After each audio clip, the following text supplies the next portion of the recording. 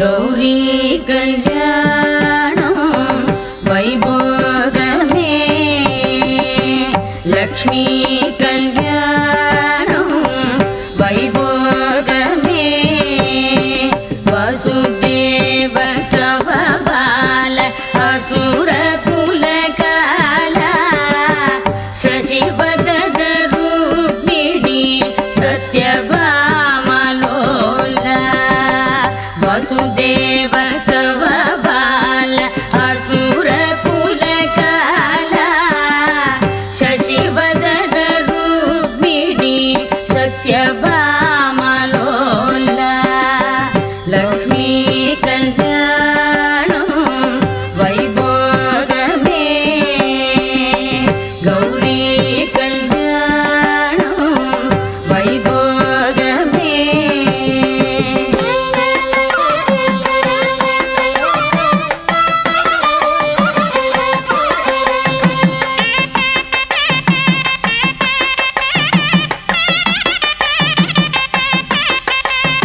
கட்டோட வாழமரம் கொண்டு வந்து நிறுத்தி கோபால பந்தலுக்கு மேற்கட்டி கட்டி கட்டோட வாழமரம் கொண்டு வந்து நிறுத்தி கோபால பந்தலுக்கு மேற்கட்டி கட்டி கௌரி கல்யாணம் வைபோகமே லக்ஷ்மி கல்யாணம் வைபோகமே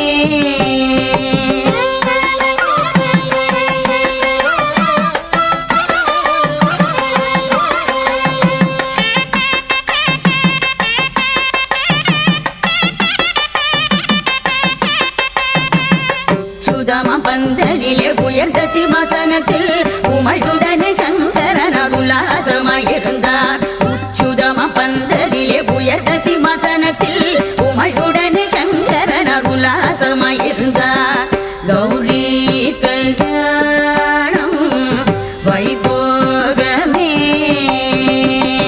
லக்ஷ்மி கல்யாணம் வைபோகமே सीता कल्याणं वैभोगमे वैभोगमे वैभोगमे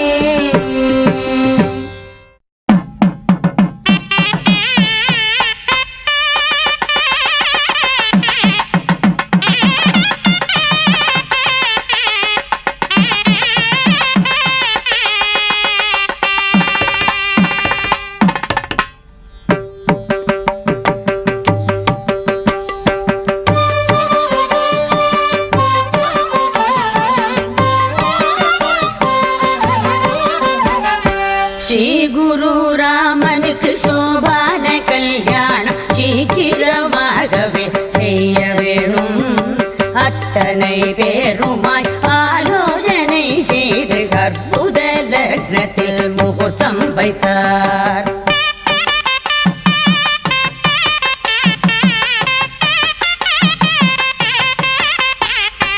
வைகாசி மாதம் 15ஆம் தேதி வைத்த முகூர்த்தங்கள் தப்பாமலே மெய்யாக ராகவர் சோபான கல்யாணம் புன்னிறமாக உமக்குரைப்பேன்.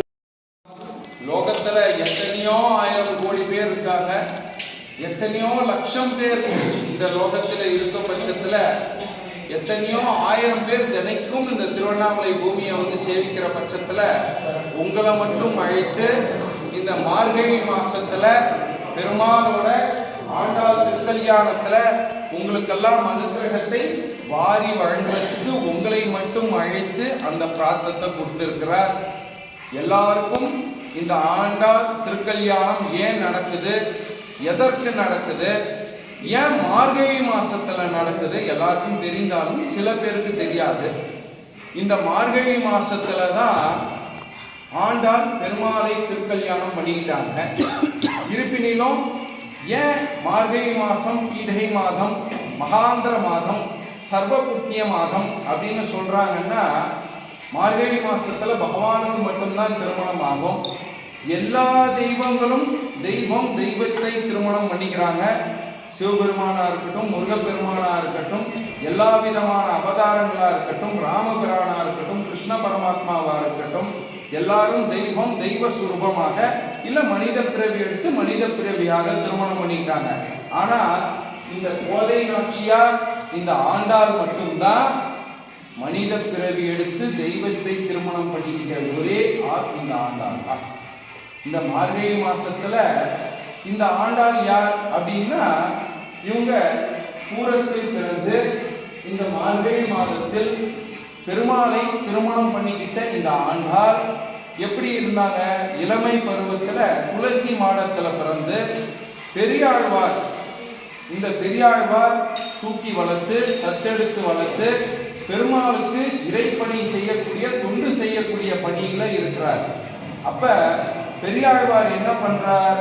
பெரியாழ்வார் தன்னோட வளர்ப்பு மகளான இந்த கோடை நாச்சியார தத்தெடுத்து வளர்த்து தினைக்கும் அவரோட பணி என்ன பணி அப்படின்னா, இந்த மாலையை சூடி எடுத்து பிச்சு அதை மாலையாக கொடுத்து பெருமாளுக்கு சாத்துவதே இந்த ஆண்டாளோட பணி, பெரியாழ்வாரோட பணி.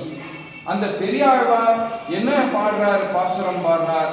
பல்லாண்டு பல்லாண்டு பல்லாயிரத்தாண்டு பல கோடி 100,000 மல்லாண்டு நின்றோல் மணிவண்ணா நின் சேவடி சேவித்தோம் செவ்வித்திருக்காப்புன்னு பாடுறார். என்ன பாடுறாரு? எல்லாரும் நான் நல்லா இருக்கணும், என்னை சார்ந்தவர்கள் நல்லா இருக்கணும், என்னைக்கும் மன மகிழ்ச்சியா இருக்கணும்னு பாடுறோம். ஆனா இந்த பெரியாழ்வார் மட்டும் நீ நல்லா இருக்குன்னு பாடுற. எப்படி பாருங்க, நீ நல்லா இருந்தா போதும், எனக்கு எல்லாமே நல்லா இருக்கும் அப்படின்னு பாடின ஒரே பாசுரம் பெரியாழ்வார் மட்டும்தான். அப்பேற்பட்ட பெரியாழ்வார் தூக்கி வளர்த்த ஆண்டாளோட பணி என்ன பணி? காலையில ஏஞ்சோனியும் இந்த பூ அரங்கனுக்கு நல்லா இருக்குமா, இந்த மலர் நல்லா இருக்குமா, இந்த தழை நல்லா இருக்குமா, லட்சக்கணக்கான பூக்கள் பூத்து வருகிறது நந்தவனத்துல. பெக்யூலியரா ஒரு பூவையும் தேர்ந்தெடுத்து அவர் என்ன பண்றார்? ஆண்டாள் மாலையை கொடுத்து அரங்கனுக்கு சேவிக்கிறார். யார் அரங்கன் அப்படின்னா எம்பெருமான். இப்ப ஸ்ரீவில்லிபுத்தூர்ல இந்த திருவிழா நடக்குது, ஸ்ரீரங்கத்துல நடக்குது, எல்லா பெருமாள்லையும் நடக்குது. ஏன் ஸ்ரீவில்லிபுத்தூர்? அவ பிறந்தது ஸ்ரீவில்லிபுத்தூர்ல, திருமணம் பண்ணிக்கிட்டது அரங்கன்ல. எல்லாரும் பார்த்துருப்பீங்க இன்ஸ்டாகிராம்ல, ஒரு தாயாரானவங்க சொல்றாங்க, உனக்கு கிருஷ்ணரை பிடிக்குமா? ஓ பிடிக்குமே. ஓ அரங்கனை பிடிக்குமா? ஓ பிடிக்குமே. ராமரை பிடிக்குமா? ஓ பிடிக்குமே. உனக்கு ஸ்ரீரங்கத்துல இருக்காரே ரங்கனை பிடிக்குமானா தான் முகமெல்லாம் பிளஷ் ஆகி வெக்கத்துல கண்ணை சொல்லிட்டு அந்த அளவு பார்க்கறாள். எப்ப பார்க்கறா? அவளோட பருவ வயதுக்கு முன்னாடியே பார்க்கறா. அந்த அளவுக்கு தன் மனதுல அரங்கனை சேவித்துக்கிட்டு மனசளவுலேயே காதலிக்கிறான். அப்ப எவ்வளோ இன்புற்றமாக பகவான் அப்படியே மனசுல இருக்கான். இன்னாருக்கு தான் ஐக்கியம் ஆகிறாங்க அப்படின்றது பகவான் எழுதிப்பட்டது. இவருக்கு இந்த பின்னால்தான் போஜனம் போடுறது பகவான் எழுதப்பட்டது. அப்பேற்பட்ட பகவான் எனக்கு ஆண்டாள் தான் வரணுங்கிறத முதலே எழுதிட்டார். ஆனா பகவான் ஆச்சே சோதிக்கணும் இல்லையா? அந்த சோதிக்கிறது தான் இந்த மார்கழி மாசத்துல 30 நாள். இந்த மார்கழி மாசத்துல 30 நாள் ஆண்டாள் இன்முகமாக காதலிக்கிறா. எப்படி காதலிக்கிறா? காலையில எழுந்தோடனே பூவை பெக்குலியரா பிச்சு மாலையை கொடுத்து அரங்கனுக்கு மாலை சாத்துறா. சாத்தும் போதெல்லாம் இவளுக்கு எப்படி தெரியுது? இவளுக்கு மட்டும் ஒரு குறை தெரியுது. இவளுக்கு மட்டும் எப்படி குறை தெரியுது? ஒரு பக்கம் மாலை அதிகமாகவோ, மறுபக்கம் கம்மியாகவோ, ஒரு பக்கம் கரை அதிகமாகவோ, ஒரு பக்கம் புஷ்பம் அதிகமாகும், இந்த மாதிரி தெரியுது. அவளோட பருவ வயது வந்த பிறகு என்ன நினைக்கிறா? இவ நம்மளுக்கு தான் இது குறை தெரியுது, சரி பார்ப்போம், என்ன பண்ணலாம், தூக்கி கழுத்துல முதல்ல நம்ம போட்டுப்போம் அப்படின்ட்டு ஆண்டாள் என்ன பண்றா? தூக்கி கழுத்துல போட்டு கண்ணாடியில பாக்குறா. ரங்கன் கண்ணாடியில தெரியல, இவ கழுத்துல தான் போடுறா. ஆனா கண்ணாடியில தெரியறது என்னவோ பெருமாள் தான். இவ சுத்தி மயங்கி கண்ணாடியிலே பார்க்கறா இன்முகமாக. இப்பெல்லாம் நம்ம ரொம்ப விஞ்ஞானத்துல டெவலப் ஆகி எப்படி பார்க்குறோம்? இன்முகமாக நம்ம கனவுல நம்ம ஆத்துக்கார் எப்படி இருப்பார், நம்ம மனைவி எப்படி இருப்பான்னு கனவுல பார்க்குறோம். அவ கண்ணாடியில பார்க்குறான். கண்ணாடியில பார்க்கும்போது தன்னை மறந்து சுற்றி எப்படி இன்முகமாக உள்மறந்து எப்படி சேவிக்கும் போது பெரியாழ்வார் பார்த்தாங்க. பாவி அபச்சாரம் பண்ணிட்டேன்னு அடிச்சார். அழுதுகிட்டே வேற மாலையை கூடி சுவாமிக்கு சாத்துறாங்க. தொப்புன்னு விழுது. அப்போ விழும்போது என்னோட மாலை என்னவோ கேட்குறாரோ என்னவோன்ட்டு அழுதுகிட்டே சொல்றா. இந்த ஆண்டாள் சூடிய மாலை எடுத்து ரங்கனுக்கு சாத்துறாங்க, தேகமெல்லாம் தங்கமாயிடுது. அதுதான் சூடி கொடுத்த சுடற்கொடியே அப்படின்னு இந்த ஆண்டாளுக்கு பெயர். அப்ப அவ என்ன பண்றா, திரும்பி இவளுக்கு எப்படி பகவானே அனுக்கிரகம் பண்ண மாதிரி இவனுக்கு என்னச்சுட்டு இன்னும் ஆசையா என்ன, தினைக்கும் போறது, மாலையை பிரிக்கிறது, சூடுறது, இவன் கழுத்துல போறது, அது சுவாமிக்கு சாகிறது, இதே பணியா இருக்கு. அப்படி இருக்க பட்சத்துல என்ன ஆகுது, இந்த பெரியாழ்வார் என்ன பண்றார், என்னதான் தூக்கி வளர்த்த பிள்ளையா இருந்தாலும் பருவ வயது வந்த பிறகு திருமணம் பண்ணி வைக்கணும். அப்ப திருமணம் பண்ணணும் அப்படின்னோனியா, உனக்கு நான் திருமணம் மணாலன் பார்க்கறேன் அப்படின்னோனியா, இவன் என்ன பண்றான், முடியவே முடியாது, நான் கட்டனா ரங்கனதான் கட்டுவேன் அப்படின்றான். அது எப்படிமா, மனித பிறவி எடுத்து தெய்வத்தை, உன்னோட மாலைய பகவான் ஏத்துக்கலாம், உன்னை பகவான் ஏத்துப்பாரா, ஏத்துக்கிறதுக்கு முடியாது. அப்ப என்ன செய்யறா, இந்த மார்கழி மாசத்துல நோன்பு இருக்கிறா.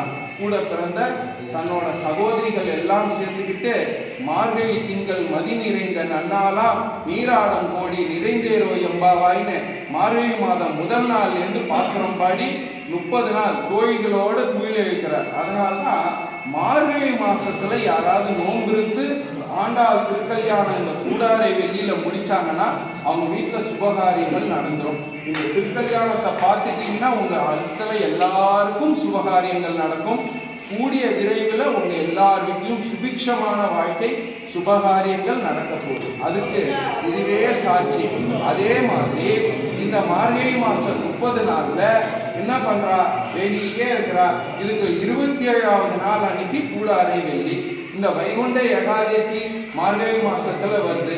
இந்த 30 நாள்ல பெருமாள் என்ன பண்றார், வைகுண்ட ஏகாதசியில போய் வைகுண்டத்துல எப்படி சேவிக்கிறோமோ அந்த மாதிரி பெருமாள் வைகுண்டத்திலேருந்து காட்சி கொடுக்கிறார். காட்சி கொடுத்து முதல்ல அனுக்கிரகம் பண்ணிடுறார். நம்மளாம் என்ன பண்ணுவோம், அழகான கணவன், அழகான மனைவி, நல்ல பிள்ளை, நல்ல ஞானம், நல்ல அறிவு, நல்ல செல்வங்கள் எல்லாத்தையும் கேட்போம். கேட்கிற மனம் என்ன, அது பேராசை கொண்ட மனம் ஒன்னொன்னா கேட்கும்.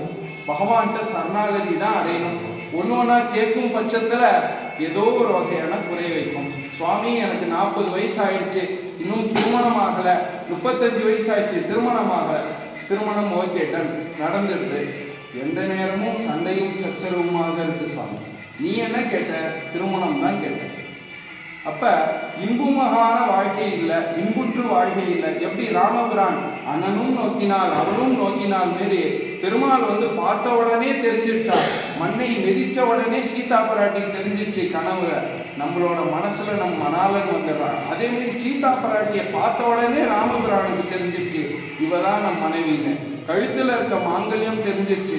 ஏற்கனவே திருமணம் பண்ண மாங்கல்யம் எப்படி நான் கல்யாணம் பண்ண முடியும், மாப்பிள்ளைக்கு மட்டும்தான் தெரியும்ன்றது ராமபிரானோட எண்ணம். அப்ப அதுக்கு பிறகுதான் வில்ல உடைச்சா திருமணம் நடந்தது. அதே மாதிரி இந்த அரங்கன் என்ன பண்ணாரு, மனசளவுல முதல்ல சோதனை கொடுத்தார். எப்படி கொடுத்தாரு, நம்ம கோரிக்கையே கேட்கிறார். என்ன கேட்போம், நம்மளா இருந்தா அழகான கணவன், மனைவி, பிள்ளை, பிள்ளை பிறகுது. பிள்ளை சதா கிருஷ்ண பரமாத்மா மாரி வாழ்க்கை, நல்ல ஞானம் இல்லை.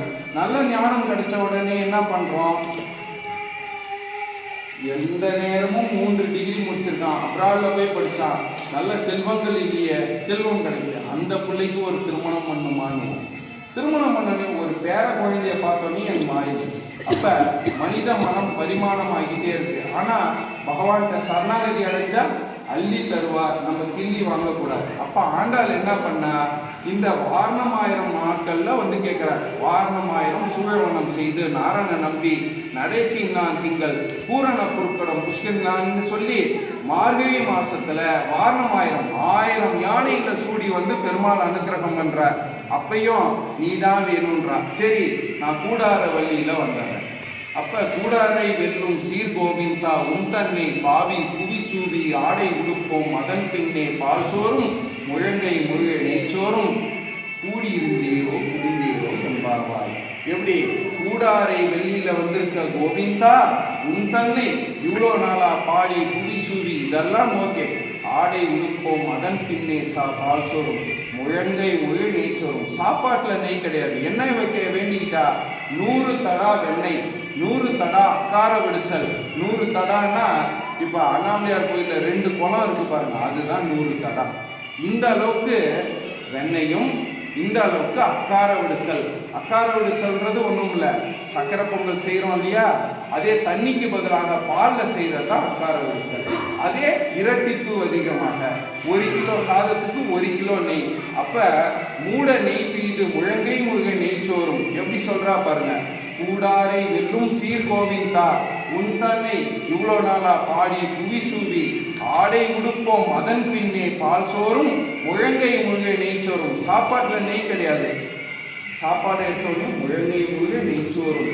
கூடியிருந்தேரோ நீயே எனக்கு கிடைச்சிட்டா எல்லாம் எனக்கு கிடைச்சதுன்னு பெருமாள் ஆண்டாளுக்கு இன்னைக்கு கூடாரை வெள்ளியில திருமணம் பண்ணிக்கிட்டார். அந்த மாதிரி உங்க எல்லாரும் எனக்கு நல்ல கணவன், நல்ல மனைவி, நல்ல பிள்ளை, நல்ல செல்வம், நல்ல ஆரோக்கியம், 16 செல்வங்களும் வேணும்ன்றது பகவானோட பிரார்த்தம்.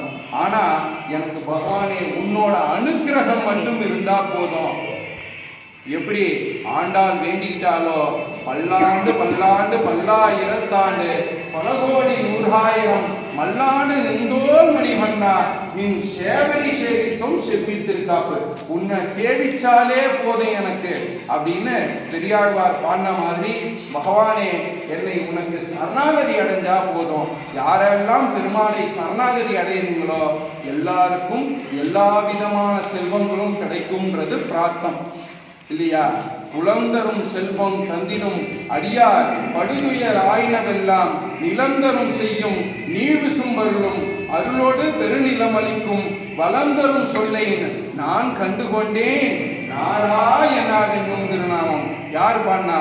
புலந்தரும் செல்வம். எந்த விதமான குலம் இருந்தாலும் கோத்திரம் இருந்தாலும் எல்லா செல்வத்தை விட எல்லா கோத்திரத்தை விட நலந்தரும் சொல்லை, தாய் சொல்ற சொல்லை, அம்மா அப்பா விட நாராயணா என்னும் திருநாமம். உன்னோட நாமம் நாராயணா, கோவிந்தா, பெருமாளே, ஸ்ரீனிவாசா, உன்னை சரணாகதி அடைந்தால் உன்னோட பேரை சொன்னாலே எனக்கு பல புண்ணியங்களை சேர்க்க முடியும். அப்பேற்பட்ட கோவிந்தா திருநாமத்தை பாடி எல்லாரும் கோவிந்தா சொல்லி இந்த திருக்கல்யாண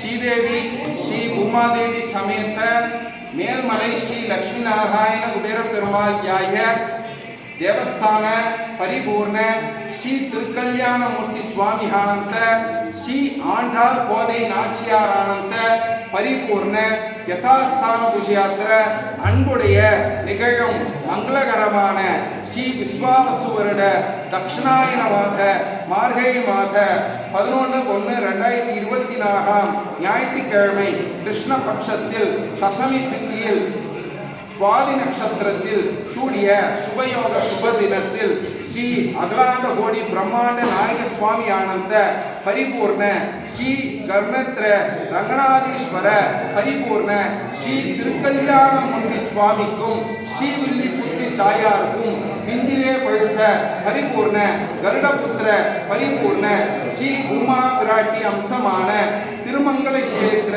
பரிபூர்ண அம்ச திருவேந்திர பரிபூர்ண பெரியாழ்வார் வளர்ப்பு மகளான ஸ்ரீ ஆண்டாள் நாச்சியாருக்கும் பெரியாளாத்திர பரிபூர்ண 33 தேவர்கள் சாட்சியாக, முனிவர்கள் சாட்சியாக, பஞ்சபூதங்கள் சாட்சியாக, கிருஷ்ணேந்திர சாட்சியாக, ஸ்ரீ லட்சுமி நாராயண குபேர சமேத்திர பரிபூர்ண சூரிய புத்திர சந்தாந்திர பரிபூர்ண ஸ்ரீ அகலாந்த கோடி பிரம்மாண்ட நாயக சாமியானந்த பரிபூர்ண அபித குஜலாம்பாள் சமேத உண்ணாமலை சமேத விஸ்வரூப அண்ணாமலையாய ஸ்ரீ கமல சரஸ்வதி சமேத பிரம்மதேவராய பரிபூர்ண முன்னிலையில் சூரிய சந்திரக அங்கார புத்தக நிச்சயதார்த்த பத்திரிகை சமர்ப்பணம் ஸ்ரீ ஆண்டாள் நாச்சியாருக்கு கோவிந்தா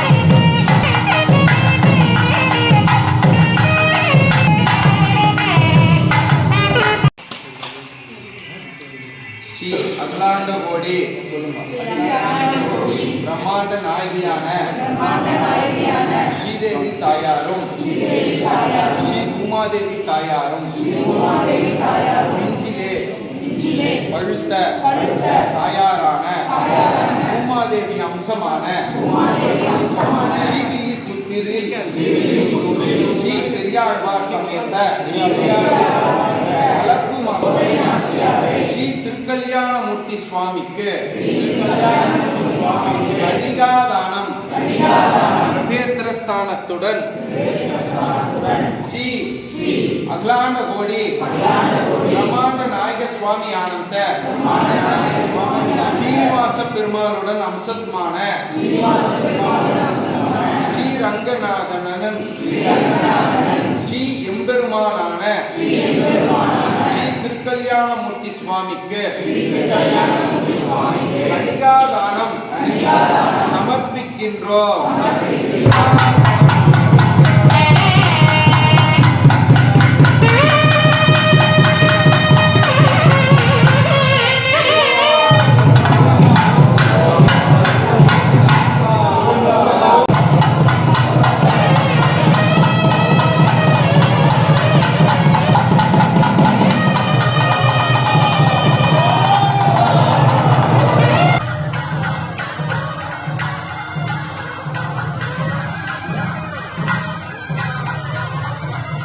गोविंदा गोविंदा गोविंदा गोविंदा गोविंदा गोविंदा गोविंदा गोविंदा